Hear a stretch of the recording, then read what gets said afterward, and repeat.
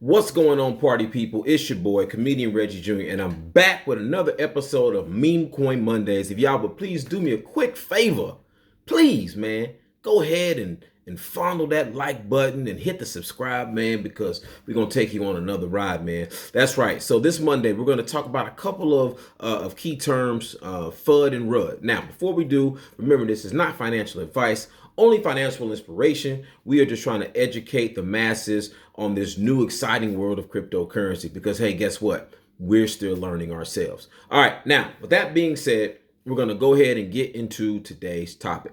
And today's topic is something that I've been meaning to cover for a while, and it's called FUD. Now, we're going to discuss what FUD is, and we've got a new term that we want to introduce to the cryptocurrency community called RUD. All right, so let's hop into it. Now, what is FUD? FUD is fear, uncertainty, I know I misspelled that, doubt. Fear, uncertainty, I don't know what the hell, uncertainty, that's uncertainty, and doubt. All right, fear, uncertainty, and doubt. This is the FUD zone. All right, now, what is the RUD zone? The RUD zone, RUD, is the realistic understanding of data. Now, shout out to my guy Scott Pocan in Lansing, Michigan for giving us the RUD zone, right? We want to get out of the FUD zone, fear, uncertainty, and doubt, and we want to get into the RUD zone, right? The realistic understanding of data. Now, what does that mean exactly? Well, this is what that means. For example, in the example of SHIB, right? We talk a lot of SHIB. We talk a lot of Saitama, Saitama. But for example of SHIB, what is the realistic understanding of data? Well, we know what our market cap is, right? Our market cap is around 30 billion. Right? We know what our coin supply is, or relatively, right? Token supply, that has a lot to do with the price, token supply. Our token supply is around, depending on who you ask, 394 trillion to 500 trillion, right? That's a lot of coins, right? We know how many holders we currently have, around holders around 900K, right? Getting ready to touch 1 million. Now, why does any of that matter, right? Because when you have a realistic understanding of the data, you're not succumb to FUD, fear, uncertainty, and doubt. All right. A lot of times you guys are sitting around and you're asking me, well, what's going on with SHIB? What's going on with Saitama? What's going on with this coin? Well, I mean, listen, if you understand the data, you understand that it's in a consolidation period, right? At that time, right? We're in what's called consolidation, right?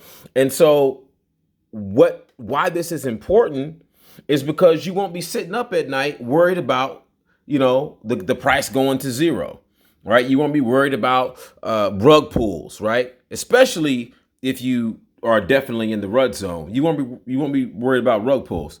Now, what is a rug pull? So a rug pull is basically a scam, right?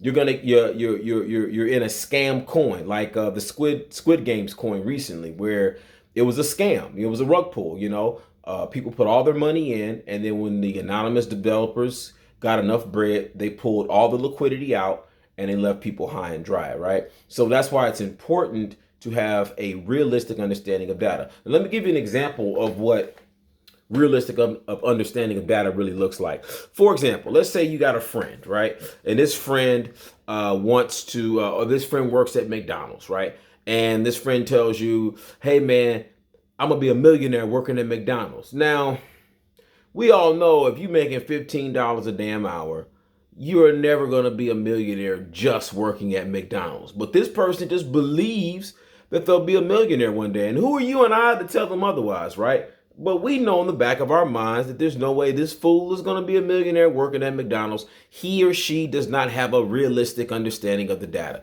Well, the same thing, it works out in cryptocurrency, folks. You gotta have a realistic understanding of the data. And it doesn't mean the data doesn't just apply for when you bought, right? If you bought SHIB at 4 zeros and an 8, and you're asking, well, when is it going to go up again? Well, it's already, it went up thousands of percent before you bought.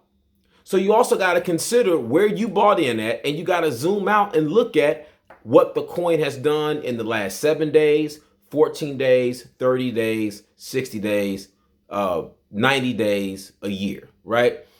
That's having a realistic understanding of the data. And I will also say, if you have a realistic understanding of data, you will not be asking people, when is it going to hit a dime? When is it going to hit a dollar? When is it going to hit a penny? It's just like on our McDonald's reference, right? If you know how many coins are in a particular ecosystem, you know what the catalyst for that particular coin is, and that's something that we didn't discuss in our realistic understanding of data. Is what positive news is coming out that affects. So if you got enough positive catalysts, you got enough positive news, that generally tempers a lot of FUD. But the problem is when you're involved in quote unquote meme coins, you got a lot of impatient retail investors that think they're going to get rich overnight.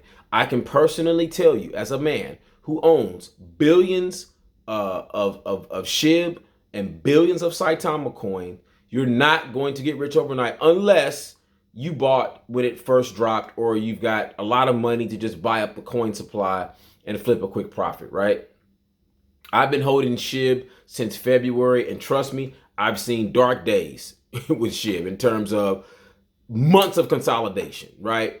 5 months of no price action. It's just moving sideways for 5 months. And then boom, it breaks to the upside. And now everybody loves SHIB again, right? But I didn't panic sell because I had a realistic understanding of the data set. I knew exactly what the positive catalysts that were coming. I know exactly what the market cap was at that time. And the important thing about market cap, let me just make this quick. The important thing about the market cap, like right here, the important thing about that is this gives you room, right? So right now our market cap for SHIB is 30 billion, but there's enough room where we could realistically see a market cap of 100 billion. Now, I know a lot of y'all sitting at home right now. Okay, like, so like, what is market cap? And like, I don't understand. You got to break this down for me. I don't know why I just went ghetto chick. But listen, so what market cap basically is the amount of liquidity. Liquidity is just a fancy word of saying funds that are in a particular project or particular coin. For example, Dogecoin earlier this year, speaking of another meme coin, shout out to Dogecoin. Dogecoin's market cap, I think when it was at its height, was at $70 billion, right? So the bigger the market cap, obviously the more money that's in, the more liquidity that's in. So the bigger, the more investors are basically that are coming in and saying, hey, I want to throw my money in this pool of a particular project. So Bitcoin, I think, is at like $1 trillion market cap, or maybe 2 trillion. I think it's like $1 trillion market cap. That means there's $1 trillion that's flowing through Bitcoin, right, to year to date. So, for example, with SHIB or with Saitama sitting at about a $4 or $5 billion market cap, that's a small market cap. $4 or $5 billion is a small market cap, which means it can grow exponentially, and the market cap dictates how high the price can go. So to answer another question, if your market cap is low, then your price is probably going to be pretty low too, right? And it's just the way it works. Market cap influences the price greatly. And knowing that, it allows you to make informed decisions as an investor. I'll leave you with this.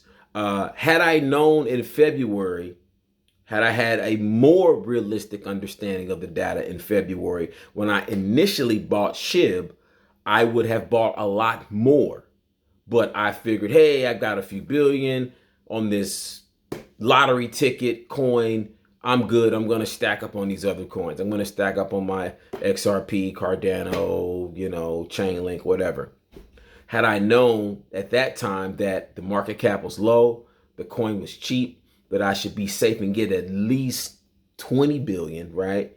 Then, I'd already be a millionaire. So, if was a fifth, we'd all be drunk. The point is that you have to have a realistic understanding of the data before you ask questions about a penny, 2 pennies, 3 pennies, whatever.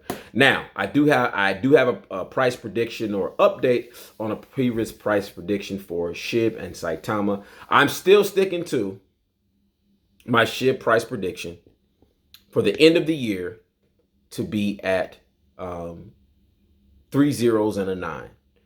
I do think it can go as high as 2 zeros and a 5, which would be a half a penny. So we'll see how that is playing out. Currently, SHIB is in a consolidation, and my Saitama price prediction is 5 zeros and a 5. That's right, 5 zeros and a 5. I think with Saitama coming out, some major coin exchange listings for Saitama, I think that it could definitely we're going to drop this zero, head to the next number wall, and we see what happens from there. So if you guys enjoyed that video, a quick, vocabulary breakdown, then let me know. Smash the like button, hit the subscribe. Remember, this is not financial advice. This is only financial inspiration. At the end of the day, I am just a comedian that tells dick jokes for a living. All right, y'all. Peace.